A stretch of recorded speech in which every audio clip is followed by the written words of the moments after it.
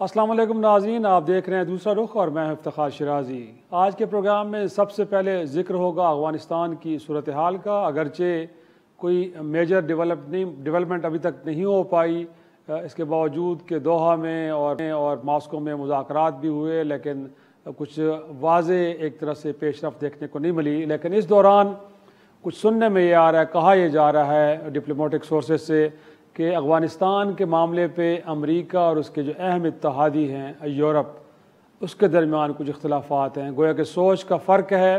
और उस हवाले से हम चाहेंगे कि वो क्या सोच का फ़र्क है, अमेरिका क्या चाह रहा है अफ़गानिस्तान के मामले पे और यूरोप की राय या सोच क्या है।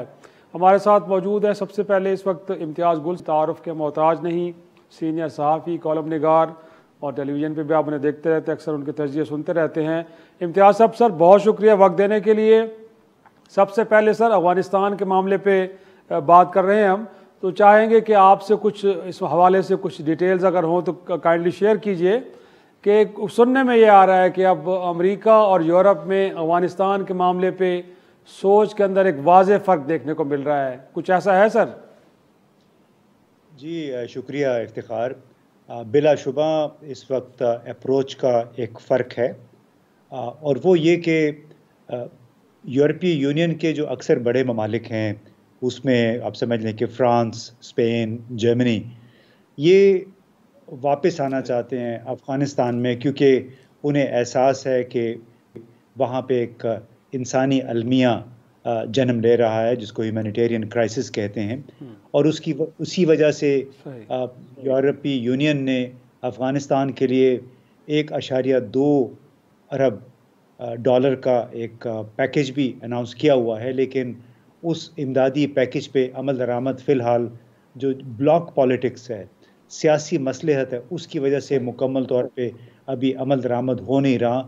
आपको मालूम है कि यूरोपीय यूनियन के अक्सर बड़े ममालिक आम तौर पे एक सेकंड फिडल या उसको कहते हैं कि फॉलोअर के तौर पे अमेरिका के काम करते रहे हैं। यानी अमेरिका जो चाहता है वो ये ममालिक करते थे। अलबत्ता गुज़िश्ता 2-3 दिनों के दौरान थोड़ी सी तब्दीली आई है कि ख़ुद अमेरिका ने भी कोई $144 मिलियन अफ़गानिस्तान के लिए इमदादी पैकेज का ऐलान किया है। और उससे ये लग रहा है कि शायद किसी हद तक अब तालिबान की हुकूमत के लिए राह हमवार हो रही है दुनिया के साथ एंगेजमेंट की। लेकिन इम्तियाज़ साहब, आपने ये देखे कि इनिशियली तो अमेरिका की जानिब से जो कुछ अफ़गानिस्तान के फ़ंड्स पड़े थे उनको सीज़ कर देना, और उसके बाद एक वहाँ पे बिल कांग्रेस के अंदर या सेनेट के अंदर आ जाना कि अफ़गानिस्तान के मामले को लेकर जो भी फेलियर का शिकार होने में मददगार साबित हुए हैं उनको आइडेंटिफाई किया जाए। तो अब लगता है आपको कि यूरोप की सोच प्रिवेल करेगी और अमेरिका को लामहला तौर पे उसी सोच के साथ आगे बढ़ना होगा, गोया कि जो फंड्स उनके या जो उनके असासे फ्रीज़ किए गए थे वो भी अनफ्रीज़ हो जाएंगे, और जिस तरह आप कह रहे हैं कि इमदाद और फिर उसके बाद तालिबान को बेस्ट में एंगेज करके और जो लेजिटिमेसी का इशू बार बार उठाया जा रहा है, अब उस तरफ चीज़ें आपको लगता है कि बढ़ रही हैं आहिस्ता आहिस्ता? देखिए इफ्तिखार साहब, शायद हम उसी तरफ बढ़ रहे हैं, इसलिए कि और ये 2 इशूज़ हैं। एक इशू है तालिबान की हुकूमत का तस्लीम किया जाना, वो यकीनन अभी एक आउटस्टैंडिंग इशू है, उसके ऊपर आसानी से इत्तेफाक राय नहीं हो पाएगा। दूसरा है ह्यूमैनिटेरियन, यानी इंसानी बुनियादों पे इमदाद। उसके ऊपर लगता है कि अमेरिका और यूरोप के दरमियान कुछ हम आहंगी पैदा हो गई है। दूसरी तरफ जहाँ तक तालिबान की अफ़गानिस्तान के $9 बिलियन फंड्स का मुंजमद होना है अमेरिका में और इसका तस्लीम किया जाना है कि हुकूमत का, मेरा ख़्याल है कि उसके लिए तमाम ममालिक, चाहे वो मगरिब में हैं, चाहे वो मशरिक़ में हैं, यानी चीन, रूस, पाकिस्तान और तुर्की, ये तमाम ममालिक भी अपना प्रेशर जारी रखे हुए हैं तालिबान पे कि जो दुनिया भर के बाकी मुआशरे जिस तरह नॉर्मल अंदाज में चल रहे हैं, ख़वातीन को पढ़ाई की भी इजाज़त है, तालीम हासिल करने की, नौकरियों की भी इजाज़त है। और दूसरा ये कि गुज़श्ता हुकूमत के जितने गवर्नमेंट एम्प्लॉइज़ थे, जिसको कहते हैं ऑफिशियल जो हैं, उनकी हरासमेंट ना की जाए, उनके ख़िलाफ़ कार्रवाइयाँ ना की जाएँ। तो मैं समझता हूँ कि चीन ने पहली मर्तबा एक बड़ा अमली कदम उठाया है।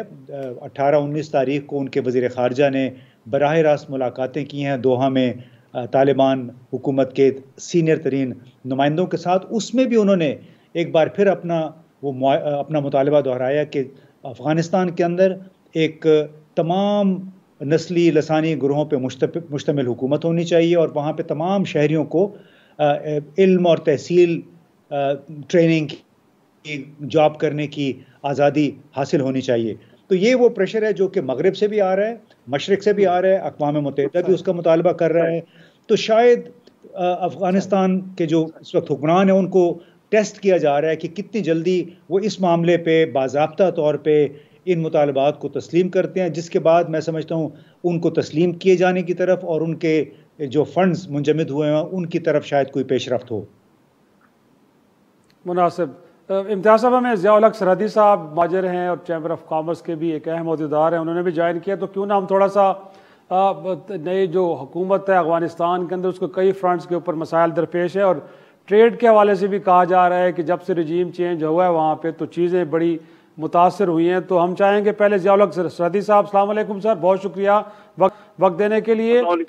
जो कुछ बताइएगा जी, ट्रेड के हवाले से कहा जा रहा है कि जब से तालिबान की वहाँ पे तालिबान काबिज हुए हैं काबुल पे, उसके बाद से कुछ मसाइल पहले भी अगरचे थे लेकिन और ज़्यादा गंभीर हो गए हैं। तो आपकी क्या राय है सर इस पे? बिस्मिल्लाहिर्रहमानिर्रहीम।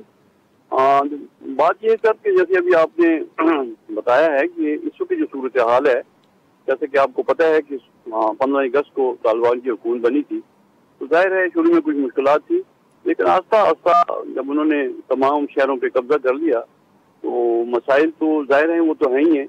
लेकिन इस वक्त जो ताज़ा सूरत हाल है, कुछ दिन पहले तो तजारत को काफ़ी धचका भी लगा था, लेकिन अब आस्ता आस्ता जो आजकल की रिपोर्टें आ रही हैं हमारे पास और दूसरा हम देख भी रहे हैं कि अफगान ट्रांसपोर्ट, क्योंकि जैसे कि आपको पहले पता ही है कि जितना पाइपलाइन में माल था वो तो तकरीबन खत्म होने को जा रहा था, लेकिन उसके बावजूद भी इस वक्त जो सूरत हाल है, आज जो हमने रिपोर्ट ली है तकरीबन 80-90 ट्रक यहाँ से अफगान ट्रांसपोर्ट का क्लियर होकर गया और उस तरफ से, क्योंकि जैसे कि आपको पता है कि इस वक्त सीजन है और वहाँ फ्रेश फ्रूट और इसके साथ साथ पेरिशेबल आइटम और सब्जियां वगैरह जो हैं काफी तादाद में, और वहाँ से ट्रक 150-200 ट्रक इनका आ रहा है और उसके साथ साथ सोक्स है जो कि 150-200 ट्रक डेली उनके आ रहे हैं, कोयला है, कॉटन है, वो वहाँ से उसी तरह आ रही है। और जहाँ तक आपने जैसे बात की है कि इस वक्त अफगानिस्तान की जो सूरत हाल है इक्तिसादी तौर पे वो कोई अच्छी सूरत हाल नहीं है। जैसे कि अभी आपने बताया है कि बाकी दीगर ममालिक भी कोशिश कर रहे हैं कि उनके जो डॉलर मुंजमद हुए हैं वो किसी तरीके से बहाल हो जाए और उसके साथ साथ इस वक्त जो वहाँ करेंसी का फुकदान है अब वो भी हो जाए। लेकिन ज़िया-उल हक सरहदी साहब, हम ये जानना चाहेंगे कि पाकिस्तान के साथ जो ट्रेड हो रही थी वहाँ पे इश्यूज क्या हैं? कस्टम्स के इश्यूज हैं, सिक्योरिटी के इश्यूज हैं, प्रॉब्लम कहाँ पे आ रही है जिससे आपको? देखिए बात ये है कि मैं हमेशा हम ये बात करते हैं कि दोनों जानब के जो ब्यूरोक्रेसी है वो बिल्कुल इसमें मतलब एक ताउन नहीं कर रही, इसीलिए हमने पाकिस्तान अफगानिस्तान जॉइंट चैम्बर का जो एक हमने चैम्बर बनाया था, बुनियादी मकसद 10 सालों से उसका यही था कि दोनों जानब की जो ताजर हैं, जो कारोबारी लोग हैं, अगर चूंकि इसके 24 मेंबर हैं टोटल एग्जेक्टिव के, बाकी तो मेंबर काफी हैं, लेकिन जो एग्जेक्टिव बॉडी है वो 24 पे मुश्तमिल है और 12 यहाँ से हैं और 12 अफगानिस्तान चैप्टर से। इसी तरह खानजान उल कुज़ी जो हैं वो वहाँ के चेयरमैन है और यहाँ जुबैर मोती वाला मतलब हमारे चेयरमैन है। तो इसी तरह मतलब हम मिलजुल के काम कर रहे हैं और काफी हद तक ये पाकिस्तान अफगानिस्तान जो जॉइंट चैम्बर बना है इसमें काफी मसाइल भी हल हुए हैं और इंशाल्लाह उम्मीद तो नजर आई। अभी पिछले इसी महीने को 5 तारीख को एक डेलीगेशन खानजान उल कुज़ी की सरबराही में आया था, वो 2-3 दिन यहाँ पे पेशावर में रहे हैं, फिर प्रेस कॉन्फ्रेंस हुई है, फिर उसके बाद हम इस्लामाबाद गए हैं मैरिज होटल में और दीगर जगहों भी हमारी मीटिंगें हुई हैं FPR से, स्टेट बैंक से और इसके अलावा मिनिस्ट्री ऑफ कॉमर्स थी और तमाम जो मसाइल थे NLC भी था, FIA भी थी, तमाम जितने भी डिपार्टमेंट उसमें इसमें कारोबार में हमारे साथ वो जो कर रहे हैं तो उसमें भी बातचीत हुई है और काफी हद तक जो मसाइल थे उन्होंने बर वक्त उस पर मतलब है कि उन्हें हल करने की कोशिश की और मैं समझता हूँ कि इंशाल्लाह FBR बड़ा ताउन कर रही है और खासकर हमें इम्तियाज भाई बात यह है कि यहाँ सिर्फ कस्टम डिपार्टमेंट नहीं है,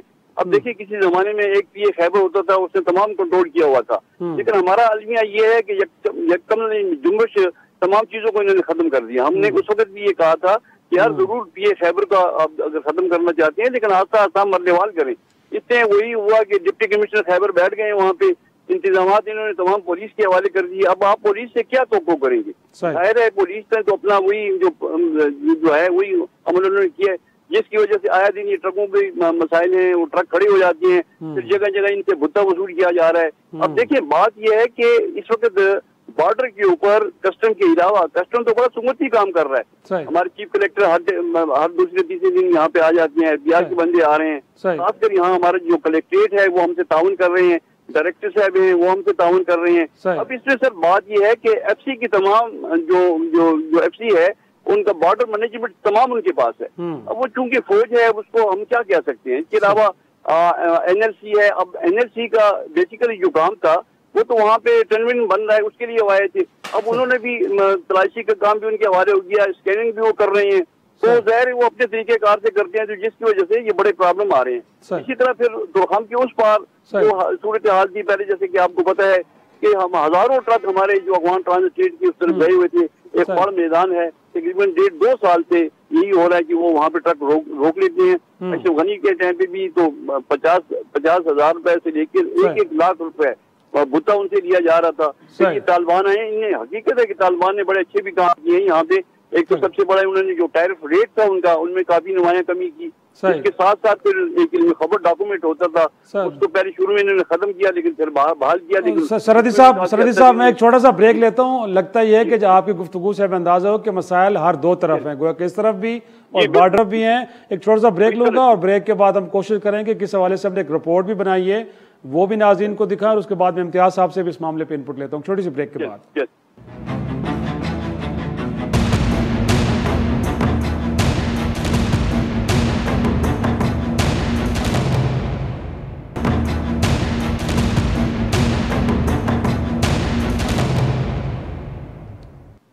शो में एक बार फिर खुश आमदेद। पहले देखते हैं एक रिपोर्ट हमारे पेशावर से हमारे नुमाइंदे सिराजुद्दीन ने तैयार की है कि पाक अफगान ट्रेड के अंदर क्या कुछ मसाइल हैं। पहले वो देखते हैं, उसके बाद गुफ्तगू को आगे बढ़ाएं। तिजारत के लिहाज से पड़ोसी मुल्क अफगानिस्तान पाकिस्तान का तीसरा बड़ा पार्टनर है, लेकिन हर दौर में सियासी और सिफारती ताल्लुकात का असर तिजारत पर ही पड़ा है। बहुत मसाइल पैदा हुए, तो ज़ाहिर बात है कि वो उस वक़्त जब 100% कारोबार होता था, अभी 30% भी नहीं है लंडी कोतल में। हुकूमत ने बंद किए तो हमारे साथ सरासर जुल्म है, नाइंसाफ़ी है। हमारा ये मुतालबा है कि जब तक हो सके, जितना जल्द हो सके, कि हमारा लोगों के लिए रास्ता खोल दे। हाल ही में अफगानिस्तान पर तालिबान के कब्जे के बाद डॉलर की मुमकिना किल्लत और दीगर मसाइल के बाइस पाकिस्तान ने बाहमी तिजारत पाकिस्तानी करेंसी में करने का फैसला किया, लेकिन इन तमाम तर इक़दामात के बावजूद तिजारत को बहाल न किया जा सका और तिजारत तकरीबन बंद होने के करीब पहुँच गई है। इंटरनेशनली ये हालात ठीक हों, अफगानिस्तान रिकगनाइज हो जल्द अज जल्द, ताकि हमारी अफगानिस्तान के साथ ट्रेड शुरू हो। और अफगानिस्तान के अलावा हमारे पास एक बहुत बड़ी मार्केट है सेंट्रल एशियन स्टेट्स की, जो कि रुकी पड़ी है इस टाइम अफगानिस्तान के हालात की वजह से। हालात चूँकि अफगानिस्तान के ख़राब हैं तो हम उनके साथ काम नहीं कर सक रहे। तो अफगानिस्तान, सेंट्रल एशियन स्टेट्स, ये सारे एक ही तस्वीर के रुख हैं। जैसे ही हालात बेहतर होंगे इंशाल्लाह हमें एक बहुत बड़ी मार्केट मिलेगी। अफगानिस्तान, ताजिकिस्तान और दीगर वस्ती एशियाई ममालिक के लिए पाकिस्तान तामीराती मटेरियल समेत आटा, मुर्गी और दीगर अशिया खुर्दनोश बरामद करता है। ताहम पाक अफगान ट्रेड से वाबस्ता ताजिर हुकूमती पॉलिसियों और बॉर्डर पर नाकाफी सहूलियात को तिजारत की राह में भी रुकावट करार दे रहे हैं। उनके मुताबिक पाक अफगान ट्रेड की गाड़ियों को कई दिनों इंतजार करना पड़ता है, जिससे ताज़ा फल और सब्जियाँ खराब हो जाती हैं। सबसे बड़ा मसला ये है कि सुबह से शाम तक यहाँ पे आपको सड़क किनारे दोनों तरफ एक्सपोर्ट, इंपोर्ट और ट्रांजिट की गाड़ियाँ खड़ी हुई नज़र आएगी।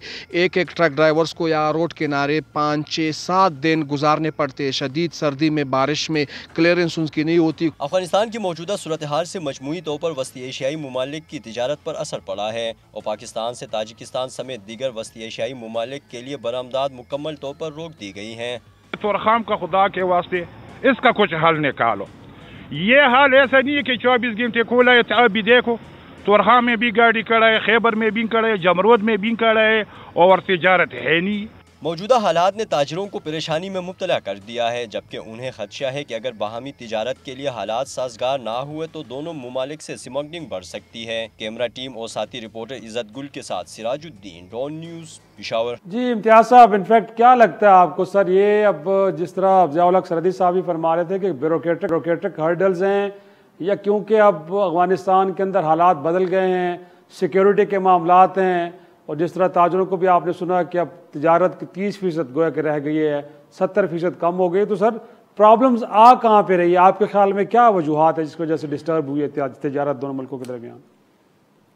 देखिए इफ्तिखार साहब, पहली मसला तो हाल ही में जो पैदा हुआ वो जाहिर है वहाँ पे हुकूमत की तब्दीली की वजह से हुआ। तकरीबन 6 हफ्ते तक तो पता ही नहीं था कि कौन कौन सी वजारत का इंचार्ज है, जिसकी वजह से तमाम मामला धड़ाम से नीचे आ गए। लेकिन हम अगर अपनी साइड पे बात करें कि यहाँ से क्या मसाइल है, तो अब आम तौर पे जितने ताजिर हजरात हैं खुल के बात नहीं करते हैं, लेकिन हमें ये देखना होगा कि एक तरफ उन्होंने इशारा भी किया कि NLC का कंटेनर्स की चेकिंग के साथ क्या लेना देना है। तोरखम से लेके पेशावर तक अफगान ट्रकों को कम से कम 27,000 रुपये बतौर रिश्वत मुख्तलिफ मकामात पे देने पड़ते हैं, नंबर 1।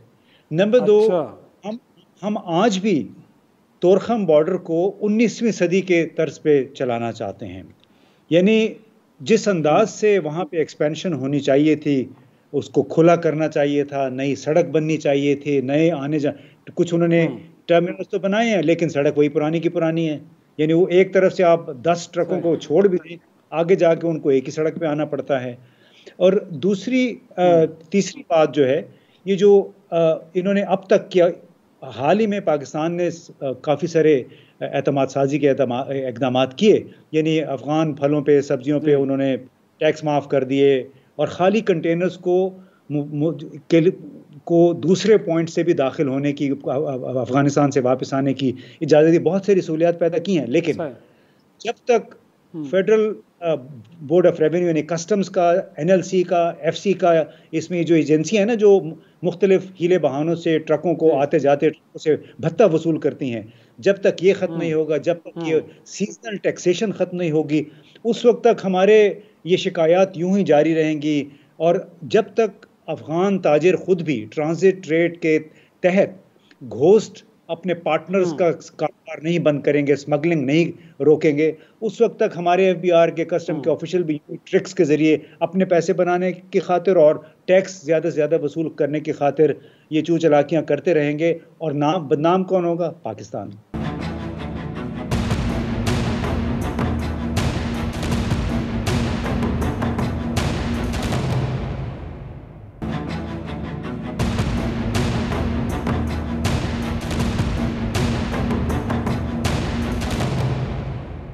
एक मुतालबा ये भी है कि शायद जो अफगानिस्तान के ताजर हैं उनको अब इंडिया के साथ भी पाकिस्तान के रास्ते ट्रेड की इजाज़त होनी चाहिए, अगरचे बड़ा एक कॉम्प्लेक्स इशू है क्योंकि दोनों मुल्कों के दरमियान ताल्लुकात पाकिस्तान इंडिया आपको पता ही है।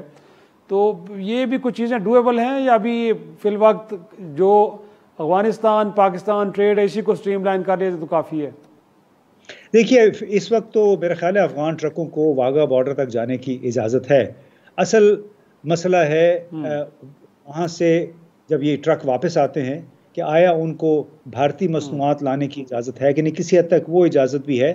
इस मुतालबा अलबत्ता अफ़गानिस्तान का ये रहा है कि हमारे ट्रकों को आप वाघा क्रॉस करने दें और उधर से उन ट्रकों को आने दें। जैसे भारत अभी इमदाद के तौर पे 40-50 हज़ार टन गंदम भेजना चाहता है या आटा भेजना चाहता है अफ़गानिस्तान, कहते हैं जी वो अब बाय रोड आप जाने दें। ये अब 2 रियासतों के दरमियान जो कि अदम एतमाद है तवील अरसे से, बल्कि 3 रियासतों के दरमियान यानी पाकिस्तान, अफगानिस्तान और इंडिया। तो जब तक ये अदम एतमाद ख़त्म नहीं होता, जब तक सियासी ताल्लुकात इंडिया पाकिस्तान के बेहतर नहीं होते, ये ओवरलैंड यानी पाकिस्तान के रस्ते अफ़गानिस्तान के साथ भारत की तिजारत और अफ़गान ट्रकों का भारत जाना और वहाँ से सामान उठा के लाना, ये मेरा ख्याल एक मसला रहेगा। हमें तो सबसे पहले जो अपने तरीक़ाकार है, अपने कवानीन और ज़वाबित हैं अफ़गान बरामदात के लिए, अफ़गान पाकिस्तान से दरामदात के लिए, वो बेहतर से बेहतर करने चाहिए। और ट्रकों की जो आमद और रफ्त है कंटेनर्स की, उसके लिए रास्ता हमवार करना चाहिए। हमें तो इसी बुनियादों पे नई सड़कें अब तक बना लेनी चाहिए थी, जो कि 20 साल में हम नहीं बना सके। बिल्कुल सही, बिल्कुल। सरहदी साहब, मैं आपकी तरफ आऊँगा। इनफैक्ट जैसे मैंने पहले भी कहा, पाकिस्तान के सिक्योरिटी इदारे बरह रास्त अफगानिस्तान के मामलात को देख रहे हैं, तो सर कोर कमांडर वहाँ पे बैठे हैं, क्या उनको भी आपने एंगेज किया है अपने चैम्बर ऑफ कॉमर्स के थ्रू कि किस तरह वहाँ पे आपने NLC का जिक्र किया, कुछ बाकी इदारों का जिक्र किया जहाँ से आपको लगता है कि हर्डल्स आ रही हैं, तो उनसे कोई गुफ्तगू हुई और वहाँ से भी आपको लगता है कि कोई एक फैसिलिटेशन या वहाँ से मसाइल को हल करने की कोशिश हो रही है? देखिए जी, बात यह है कि जैसे कि मैंने अभी कहा था कि खानजान उल-कुजी जब आए हैं तो वापसी पे जिस वक्त हम उनको तोरखम बॉर्डर छोड़ने के लिए गए, तो क्योंकि उनकी ये ख्वाहिश भी थी, बल्कि इससे पहले भी हुआ कि चमन बॉर्डर पे भी एक मीटिंग हमारी हुई थी 2 महीने पहले, और उनकी ख्वाहिश थी कि 0 पॉइंट के ऊपर तोरखम पे भी मीटिंग हो। लेकिन चूंकि उन दिनों में 0 पॉइंट पे जरा सी सख्ती थी, तो फिर हमने कस्टम से रिक्वेस्ट की, और फिर जो कस्टम का जो वहाँ पे हाल था जो उन्होंने बनाया हुआ था इन मीटिंगों के लिए, तो फिर हमारी वहाँ पे मीटिंग हुई खानजान उल-कुजी से, और इसमें हमने FC को भी और NLC को भी बुलाया था। लेकिन इत्तेफाक से NLC तो आ गई थी, लेकिन FC की कोई वहाँ पे नहीं आई, जिसकी वजह से हमें बड़ा दुख भी हुआ कि ये अहम इशू था और इसके लिए उनको आना चाहिए था। लेकिन बहरहाल हमने जो अपना पैगाम था, जो हमारे उस वक्त भी जो हमारे तफाजात थे, उस मीटिंग में हमने गए, और ये बड़ा अच्छा हुआ कि हमारे कराची से जो हमारे DG ट्रांजिट थे वो भी तशरीफ लाए थे इसमें, और यहाँ का जो अमला था पेशावर में डायरेक्टरेट ट्रांजिट और जो कलेक्टर थे वो भी वहाँ पे आए हुए थे, और जितने भी मसाइल थे खासकर तो हम बॉर्डर के हवाले से हमने वहाँ पे बताए उनको, और उसमें NLC को भी हमने कहा कि यार आपने यहाँ पे जो एक लूट मार का बाजार गर्म किया हुआ है, इस पर जरा सा मेहरबानी करें, आप अपना जो है आए दिन आप रेट बढ़ा देती हैं, जिसकी वजह से हमारे कारोबारी लोग, बल्कि कारोबारी लोग ये बैठे हुए हैं जो कि खानजान उल-कुजी के साथ आए हुए थे। मैंने कहा हम तो बैठिए थे बॉर्डर एजेंट यहाँ पे काम कर रहे हैं, और मसाइल इनके हैं, 1 लाख का भी बिल बने या 10,000 का बिल, हमने वसूली इनसे करनी होती है। हम तो यहाँ पे ये सहूलतें दे रहे हैं, 12 इनके तफाजात हैं, इनको ठीक करें। तो हमसे फिर उन्होंने ऐसे पैमान भी किया कि जी इंशाल्लाह हम इस पे भी गौर करेंगे और इस पे भी हम इस मसाइल का हल निकालेंगे। लेकिन बदकिस्मती से वहाँ पे अभी तक वो मसाइल यूं के त्यों हैं। अब सबसे बड़ा अलमिया हमारा ये है कि हम तो जाहिर है वहाँ पे बैठ के मीटिंग भी कर लेते हैं, लेकिन उस पर नोटिफिकेशन भी नहीं होता, अगर होता भी है तो अभी तक देखें बात यह है कि जो इन्होंने ₹5 की बात की थी, ये ₹5 में अपना रज़ाक दाऊद साहब ने भी ऐलान कर दिया था जी कि ₹5 में हम इजाजत देंगे। वो तो इजाजत अखबारों में बड़ी बड़ी खबरें लग गई, लेकिन नोटिफिकेशन उसका अभी तक नहीं आ सका, जिसकी वजह से बड़े मसाइल हैं। इसके अलावा बाकी चीजें भी हैं जो जिसमें काफी मसाइल हैं। तो हम बार बार ये चिल्ला रहे हैं कि अगर तिजारत को सही करना है तो जो रुकावटें हैं उसको दूर किया जाए, और जितने भी ये महकमे हैं अपने तौर पे इस पे संजीदगी से गौर करें। और दूसरा सबसे बड़ा मसला ये है कि अफगान ट्रांजिट ट्रेड जो कि 10 सालों से जिसका अभी तक इन्होंने उसमें उसकी तरमीम नहीं की, और ये बिल्कुल आखिर पे है। और जैसे कि हम सुन रहे हैं कि 90% काम इस पे हो चुका है और 10% जो है वो बकाया है। लेकिन सर बात यह है कि ये 90% भी जो काम हुआ है हमें एतमाद में नहीं ली गया। इसमें हम बार बार ये बात करते हैं कि स्टेक होल्डर जो है इसमें एजेंट है, फॉरवर्डिंग एजेंट है, इनसे भी कोई राय नहीं। मुआहिदा देखिए, अगर ये इतना फहाल होता तो इन 10 सालों में ये तजारत बहुत ज्यादा बढ़ती। और क्योंकि 70% हमारी तजारत चाबहार और बंदरवास के रास्ते मुंतकिल हो गई। लेकिन सरहदी साहब, क्योंकि आप बिजनेसमैन हैं, आपके इंटरेस्ट हैं और यकीनी तौर पे आप मुल्क के इंटरेस्ट को भी देख रहे हैं।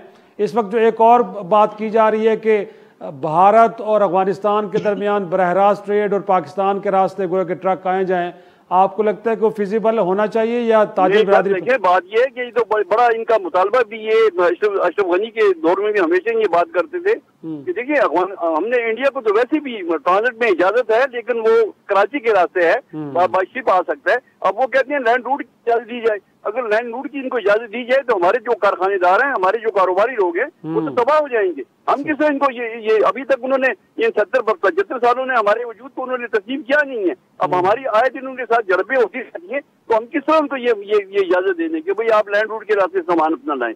तो ये तो नामुमकिन सी बात है, क्योंकि हमने अपना भी अपने मुल्क का भी दफा करना है, हमने अपने जो हमारे तहफ़्फ़ुज़ात हैं वो भी हमने बताए हैं। इसलिए ये मुआहदे, लेकिन ये है कि जिस दिन की ये इनकी हुकूमत आई है ये मामला जरा सा ठंडा हुआ है।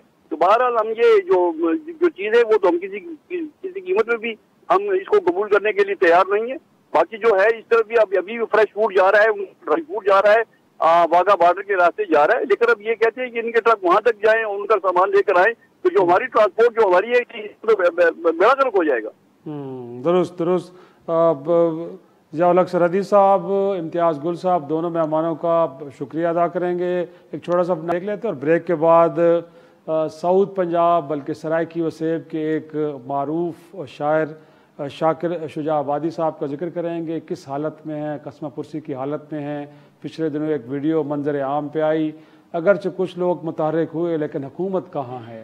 फ़नून लतीफ़ा के इदारे बड़े बड़े बने हुए हैं, जिनका काम ऐसे लोगों को लुक आफ्टर करना है, वो कहाँ हैं, वो क्या कर रहे हैं। यकीनी तौर पे एक बड़ा सवाल है। इस सवाल का जवाब हासिल करने की कोशिश करेंगे एक छोटे से ब्रेक के बाद।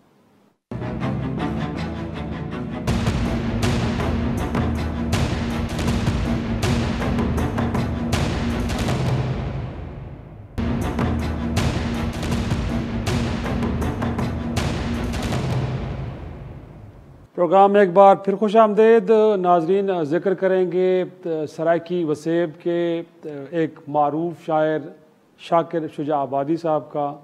और नाजरीन, आपको जैसे कि मालूम है कि शायर अदीब जिन्हें कहा जाता है कि किसी भी मुल्क के उस मुल्क के उस इलाके के माशरे तहजीब व तमद्दन के अमीन होते हैं, और ये लोगों को एक तरफ नई सोच देते हैं। उनको ज़ाहिर सी बात है ज़िंदगी गुजारने के लिए जो हौसला चाहिए, एक डायरेक्शन चाहिए। ये लिखने वाले, और वो नसर में लिखने वाले हों या वो शायरी करने वाले लोग हों, हर दो अफराद अशार लिखने वाले हों, इनका काम ये है कि माशरे को मुतहर्रिक रखना और एक डायरेक्शन देना। लेकिन ख़ुद ये लोग के जो लोगों के अज़हान को तब्दील करते हैं और मुसीबत में डालते हैं और उनके अंदर एक तहरीक पैदा करते हैं, उनका अपना क्या हाल है। तो यकीनी तौर पे एक वीडियो जो यकीनी तौर पे आप इस वक्त अपनी स्क्रीन पे देख रहे होंगे, शाकिर शुजा आबादी साहब एक बहुत बड़ा नाम है। गोया कि सरायकी इलाका जो पाकिस्तान का सबसे बड़ा इलाका तस्वर होता है ज़बान के हवाले से, उस इलाके से ताल्लुक़ रखने वाले मुल्तान में रहते हैं और इस वक्त शदीद अलील हैं और कसमा पुरसी की ज़िंदगी में हालत में ज़िंदगी बसर कर रहे हैं। और उनके पास गोया के इलाज के लिए जो एक ज़रूरी वसाइल होते हैं वो भी उन्हें मुयस्सर नहीं हैं। यकीनी तौर पे ये जब वीडियो सामने आई है तो उसके बाद कुछ मुखय्यर हजरात ने ज़रूर एक कोशिश की है, लेकिन ये काम हुकूमतों का हुआ करता है। और यकीनी तौर पे इस हवाले से बड़े बड़े इदारे कायम हैं जिनका काम ये है कि वो फ़नून लतीफ़ा से बिलखुसूस ये जो हमारे अदीब हैं, जो शायर हैं, उनकी फलाह व बहबूद और उनका ख्याल रखने के हवाले से अपना काम करें। लेकिन लगता ही है कि वो इदारे अपना काम नहीं कर रहे। अहमद फराज साहब किसी तारुफ के मोहताज नहीं है, पाकिस्तान के मशहूर शायर हैं, इस वक्त हमारे साथ वो मौजूद हैं। अगरचे हमारी कोशिश थी कि पंजाब हुकूमत बिलखुसूस या वफाकी हुकूमत से कोई नुमाइंदा भी होता हम ज़रूर उनसे पूछते, लेकिन कोई मुयस्सर नहीं है। अहमद फराज साहब, बहुत शुक्रिया सर वक्त देने के लिए। क्या कहेंगे सर, ये कोई पहला वाक़या नहीं है, इससे पहले भी हम देख चुके हैं इस मुख्तलिफ फ़नून लतीफ़ा से वाबस्ता अफराद उनके हालात कुछ ज़्यादा अच्छे नहीं, और जब इस तरह के मसाइल का शिकार होते हैं उन्हें मदद करने वाला कोई नहीं होता। सर क्यों इतनी बेहसी है हुकूमती एंड पे? सिराज साहब बहुत शुक्रिया। एक तो आपने इस बहुत अहम मसले को उठाया और उस पर बात की, और ये बहुत कम में 2-3 दिन पहले एक और चैनल पर मैंने बात की थी, और आई थिंक उसके बाद ये वाहिद आप हैं कि जो इस मसले को अहमियत देकर इसको उठा रहे। एक तो गुजारिश है शिराजी साहब के हमारे यहाँ बदकिस्मती से कि हमारे लेजेंड्स में और मशाहिर में और इन्फ्लुएंसर्स में अब दानिश्वर और शायर और राइटर्स रह नहीं गए। और उसमें एक बदकिस्मती ये भी है कि हमारे जो लिखने वाला तबका है उसकी नुमाइंदगी भी अब वो लोग कर रहे हैं जिनको मैं डाइजेस्ट राइटर्स कहता हूँ या मैं उनको प्रोपेगेंडिस्ट कहता हूँ। तो वो जो असल और असील राइटर्स थे, शायर थे, वो किसी भी जुबान में से, यानी कि आप ये देखिए कि अगर आप इस वक्त पाकिस्तान में 5 बड़े शायर निकालें, 5 बड़े राइटर निकालें सारी जुबानों के, तो उसमें शाकिर शुजा आबादी का नाम जरूर आता है। शाकिर शुजा आबादी को लोग शेक्सपियर भी कहते हैं सरायकी का, उन्हें लोग जो है फैज भी कहते हैं सरायकी का। वो सरायकी का सबसे बड़ा शायर, इसमें कोई दो राय नहीं, यानी सबसे बड़ा शायर। और सूरत हाल ये है कि हमें ये मालूम तब पड़ता है कि शाकिर शुजाई जैसा शख्स इस मुल्क में मौजूद है कि जब हम उसकी एक पज मुर्दा जो है वो हालत में उसे एक मोटरसाइकिल पर या साइकिल पर जो है वो घसीटते हुए हॉस्पिटल लेके जाके देखते हैं। Then we came to know कि शाकिर शुजा आबादी का वजूद है। इससे बड़ा अलमिया, इससे बड़ी बेइज्जती, इससे बड़ी गफलत सोसाइटी की सतह पर भी, इंतजामी सतह पर भी, हुकूमती सतह पर भी क्या हो सकती है? ये इंतहाई शर्मनाक है। और मेरे लिए बीइंग अ पोएट मुझे शर्म आती है कि हम शायर हैं और हमारा ताल्लुक है सोसाइटी से। फरहाद साहब, साबिक वज़ीर आज़म यूसुफ गिलानी का ताल्लुक उसी शहर से, इस वक्त मौजूदा वज़ीर ख़ारजा, बल्कि कई हुकूमतों से वज़ीर ख़ारजा चले आ रहे हैं, उनका ताल्लुक उसी शहर से। सर ये क्या हो रहा है? वाकई आपको लगता है कि हुकूमत की तरजीहात में शायद अदीब शायर ये आते नहीं हैं? और उसके साथ साथ मैं ये भी जानना चाहूँगा कि सर कुछ इदारे अकादमी अदबियात के नाम से, मुक़्तदरा कौमी ज़बान के नाम से, और यकीनी तौर पे सूबाई सतह पे भी ऐसे कई इदारे होंगे, मिनिस्ट्रीज़ बनी हुई हैं सर, जिनका नाम वजारत इत्तलात हो, नशरियात और सकाफ़त, पता नहीं क्या कुछ। वो लोग क्या कर रहे हैं सर? उन्हें कैसे जगाया जाए आपके ख्याल में? एक तो ये जो अदबी इदारे हैं, लिटरेरी इदारे हैं, ये तो बहुत ज्यादा पॉलिटिसाइज है। दूसरी गुजारिश है कि उनके पास जो फंड है, उस फंड में से भी आप देखिए कि अगर आप वो जो मुशाहिरा महाना देते हैं मुख्तलिफ राइटर्स को, उनके बच्चों को, वो इतना कम है। मुझे आप बताएं 350 रुपए का ऑयल है, यानी 350 रुपए का ऑयल है और आप किसी पूरी फैमिली को महीने का 5,000 या 10,000 रुपए दे रहे हैं। मुझे बताइए ये निजाम फरिश्ते चला सकते हैं, कोई इंसान नहीं चला सकता। अगर आप 10,000 रुपए एक आदमी के मुंह पर ये मार कर ये कहते हैं कि हुकूमत जो है वो अपना काम अंजाम दे रही है, अपना फरीजा निभा रही है, तो ये गलत है। मुझे आप बताइए कि इसी मुल्क के अंदर मैं ये नहीं कह रहा कि आप गलत कर रहे हैं, इसी मुल्क के अंदर आप देखिए आपके खिलाड़ी, वो भी यार आपके नेशनल स्टार्स हैं, आपके कौमी हीरो हैं, लेकिन आप उनका मुशाहिरा देखिए और एक इतने बड़े लेजेंड का, इतना बड़ा कंट्रीब्यूटर, इतना बड़ा शायर, इतने बड़े लिखारी, यानी ये वो लोग हैं कि जिन्होंने आपकी तारीख में रह जाना है। ये लोग आपका चेहरा है। उनकी सूरत हाल ये कि आप देखिए 2016 मुझे याद है जमूरत खान साहब इनको पॉलिश करके ले गए थे, थोड़ी पॉलिश करके ना इनको पॉलिश मार के इनका थोड़ा चमका के ले गए, तस्वीरें बनवाई, खबरें लगवाई, और मैंने वो खबर भी अभी फिर देखी कि हम इन्हें जो है वो स्वीट होम में रख रहे हैं और हम इनका बच्चों की तरह ख्याल करेंगे। वो खबरें छपी, लोगों ने वाह किया। उसके बाद हमें राइट आफ्टर 5 years हमें मालूम पड़ा कि वो शख्स उसी हालत में, उससे बुरी हालत में जो है वो मोटरसाइकिल के ऊपर जो है वो हॉस्पिटल जा रहा है, और ये पहली दफा नहीं गया, ये कई अरसे से उनको बेचारे ऐसे घसीट के लेके जा रहे हैं। और फराज साहब, आखिर में मैं ये जानना चाहूँगा कि हुकूमत तो शायद लगता है कि उनकी तरजीहात कुछ और हैं, बट शुरा, अदीब, खुद उनकी भी कुछ तंजीमें हैं या उनके भी कुछ इकट्ठ हैं। सर उनको भी तो चाहिए ना, अगर कोई और नहीं देख रहा तो खुद ही कोशिश करके कुछ ऐसा फंड जनरेट किया जाए, कुछ बाकी समाजी तंजीमों को अंगेज किया जाए, ताकि कम अज़ कम ये हालात तो ना हो ना। इससे तो यकीनी तौर पे खुद इस शोबे से वाबस्ता लोगों की जहाँ पे दिल आज़ारी होती है, वहाँ पे मुल्क का नाम भी बड़ा एक तरह से बैड नेम क्रिएट होता है। तो आपको लगता है कि खुद अदीबों और शायरों को भी इस हवाले से कोई एफर्ट करनी चाहिए? शिराजी साहब, ये तो एक इनफरादी और इज्तिमाई एहसास की बात है। ज़ाहिर है एक इज्तिमाई जो एहसास है उसी से हमारा एक इनफरादी एहसास निकलता है और जिम्मेदारी उसी वही सारे शायर करते हैं। लेकिन अब मसला ये है, शायरों की तो ये सूरत हाल है कि अब ये टिकटॉकर को जो ना, टिकटॉकर जो शायर हैं उन्हें 1,00,000 2 लाख रुपए देकर, 3 लाख रुपए देकर मुशायरा पढ़वा लेंगे।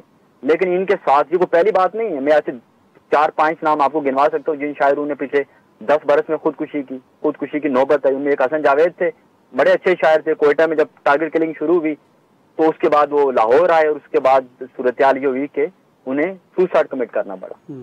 तो ये तो जिस तरह की सोसाइटी है उसी में से एक इंफरादी तौर पर शायर निकलता है। हमारा इज्तिमाई और इंफरादी जो एहसास है, ज़ाहिर है ये उसके अलमिये का मसला है। लेकिन मेरी एक गुजारिश है हमारी सोसाइटी का मसला ये है शराई साहब, मेरा एक शेर है कि हाँ बड़े आदमी हो मगर मसला ये है जिंदा हो तुम। हाँ बड़े आदमी हो मगर मसला ये है जिंदा हो तुम, मर के देखो जरा शहर वालों की नजरों में क्या क्या हो तुम। बहुत खूब अहमद फरहाद साहब, बहुत हम इंतजार करते हैं कि हमारा कोई बड़ा आदमी मरे तो हम उसको नोआ लिखें। हम नोए लिखने वाली कौन है। हम सिर्फ नोए और मर्सिये लिख सकते हैं, हम किसी की जिंदगी को कांदा नहीं दे सकते, हम सिर्फ जनाजों को कांदा देते। बहुत अहमद फरहाद साहब, बहुत शुक्रिया। यकीनी तौर पे अगर माशरों को रखना है तो फिर वहाँ पे अदीबों और शायरों को ज़िंदा रखना पड़ेगा, वरना ऐसे माशरे भी कभी ज़िंदा नहीं रहते। नाज़रीन, आज का शो यहीं ख़त्म करते हैं। इफ्तिखार शिराज़ी को इजाज़त दीजिए। खुदा हाफिज़।